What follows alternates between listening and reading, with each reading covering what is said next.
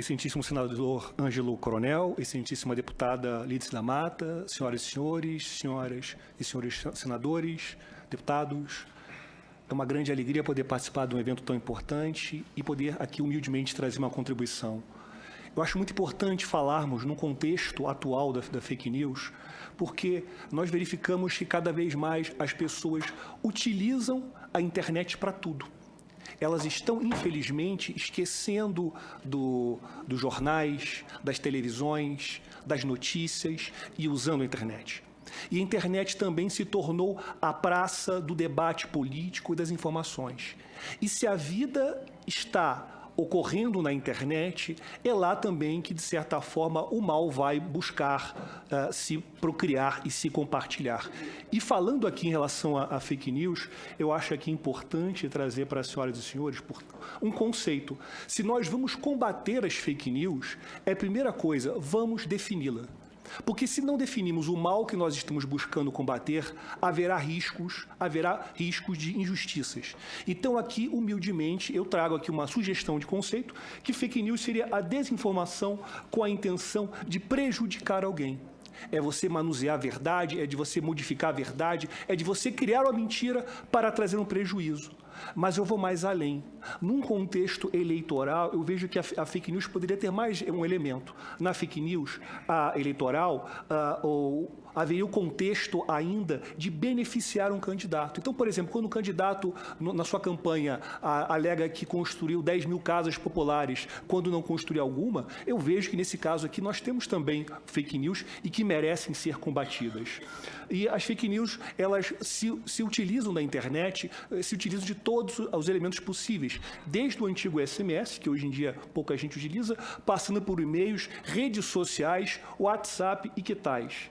E, portanto, aí ela tem um grande poder de compartilhamento, e esse compartilhamento ele acontece com uma intenção dolosa de pessoas que têm a necessidade e a vontade, a consciência de compartilhar a mentira, com a intenção, às vezes, inocente. A pessoa acha que aquilo é verdade e vai compartilhando, e às vezes até tem aquela intenção, eu não sei se é mentira, mas eu vou compartilhar, achando que está fazendo aí um conteúdo público, um conteúdo interessante. Há os famosos perfis falsos e os robôs, que são tão comuns, infelizmente, principalmente nas redes como o Twitter, que eles utilizam palavras-chave ou frases-chave até mesmo para fazer ataques contra pessoas.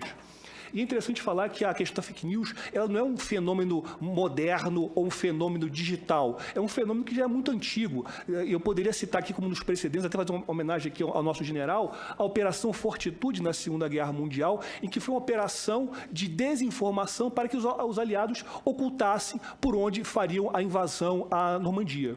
E mais ainda, pensando aqui nas fake news, uma época mais moderna, talvez o nosso precursor tecnológico, a vítima foi a deputada Jandira Fegali, num ataque de SMS, em que foi dirigida a pessoas específicas, em que a alegação era de que ela era contra a Igreja Católica e que ela não acreditava em Deus. Então, era uma fake news, mas uma fake news usando SMS. E aí, analisando os efeitos da fake news na sociedade, é importante falar que há uma quantidade muito grande de casos e de situações que mostram o quanto ela é perigosa. Veja, por exemplo, no boato que surgiu sobre a Bolsa Família, que teria sido cancelada, causando um caos social, ou ainda a moça que foi assassinada em Guarujá, e esse assassinato bárbaro foi transmitido pela internet, né? Deu para ver a via-crucis que ela sofreu por causa de um boato surgido em rede social. Ou então ainda, recentemente, um falso anúncio de fila de emprego em Niterói, causando um alvoroço, causando uma tristeza e uma decepção muito grande para pessoas que estavam procurando o seu emprego. E há uma preocupação do TSE em criar uma força-tarefa para se combater as fake news no sentido eleitoral, no contexto eleitoral. Isso é interessante comentar porque houve o famoso escândalo da Cambridge Analytica, que uma empresa inglesa que tem braços pelo mundo todo e que, usando as redes sociais, conseguiu criar fake news microgerenciadas, com micro-targeting, para pessoas específicas. E aí o nosso querido Mark Zuckerberg foi chamado chamado a depor em vários lugares, perdão pela intimidade, e ele, especificamente, ele foi chamado a depor e acabou não dando muitas informações sobre o quanto o Facebook tem poder para influir na propaganda eleitoral.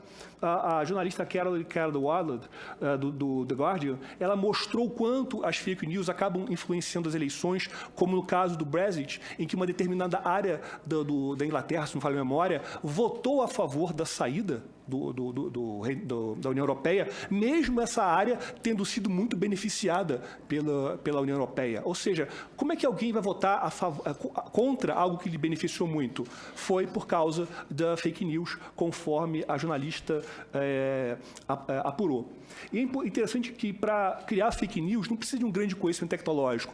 Basta, muitas vezes, você utilizar uma informação, uma foto, um dado verdadeiro e mudar o seu contexto, como no caso da senadora Marina Silva, então candidata a presidente, que circulou-se uma foto dela dizendo que ela teria feito invasões. Era uma foto dela fazendo invasões em fazendas, quando, na realidade, era um evento que ela estava fazendo, era uma caminhada que ela estava coordenando.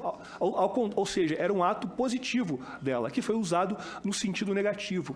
Mas, algumas vezes, é possível você ter umas fake news com conteúdo mais tecnológico, como o caso do nosso deputado, o vereador Tarcísio Mota, que fizeram uma fake news bem interessante dele, com uma verdadeira fotomontagem, né?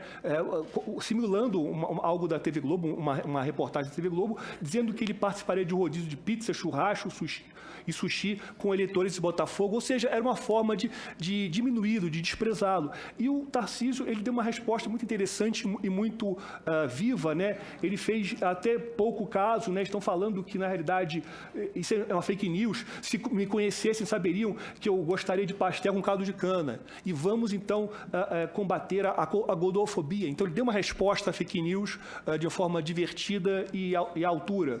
E o que é importante, o que mostra quando as fake news são perigosas, são casos, por exemplo, de pessoas que na internet são contrárias ao uso da vacina. Dizem que as vacinas podem causar câncer, podem matar, dar cegueira. E a internet acaba sendo, assim, um grande manancial de transmissão dessas informações. E é interessante comentar que, por exemplo, é até fácil você transmitir as fake news. No caso aqui do WhatsApp, foi uma matéria que, de certa forma, parecia que era do G1, do portal G1, dizendo que o presidente Bolsonaro tinha sido faleceu diante de um ataque. Na realidade, era tão somente uma fotomontagem que fizeram com um endereço de internet falso.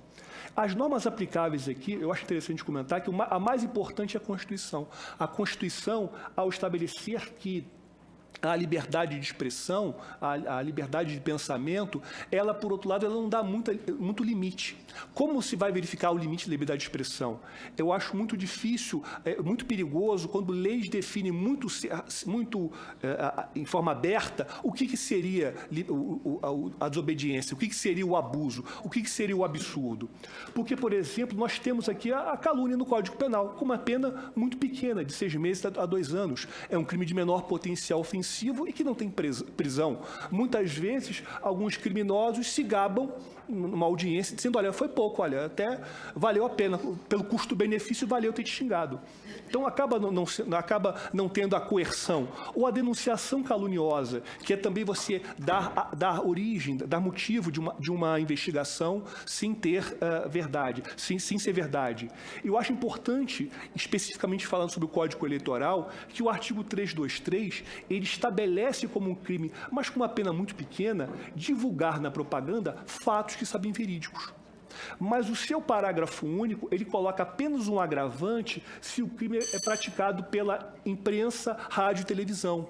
Eu vejo que deveria ter uma modificação legislativa, para, além de ter uma pena maior, se ter também um agravante em relação à internet, que é o principal manancial de fake news. E prosseguindo aqui, já para caminhar, se nós devemos criminalizar o envio de fake news e a criação de perfis falsos, eu acho isso muito complicado, porque, na realidade,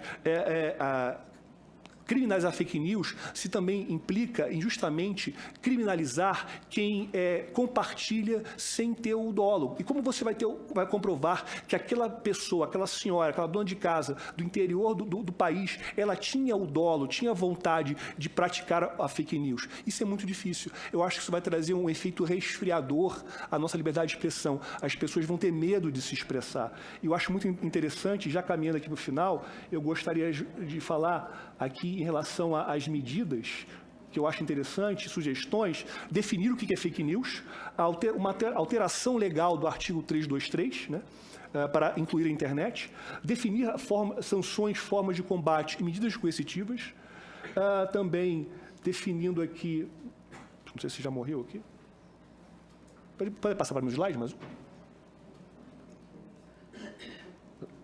passar mais o slide para mim. Aqui.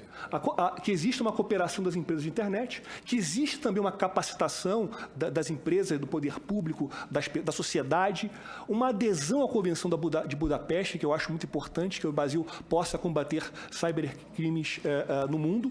E mais aqui, para terminar, deixo aqui uma frase para a senhora dos senhores. Os lábios de quem diz a verdade permanecem para sempre, mas a língua do mentiroso dura apenas um instante. Então, que a mentira possa ser desvendada. Muito obrigado.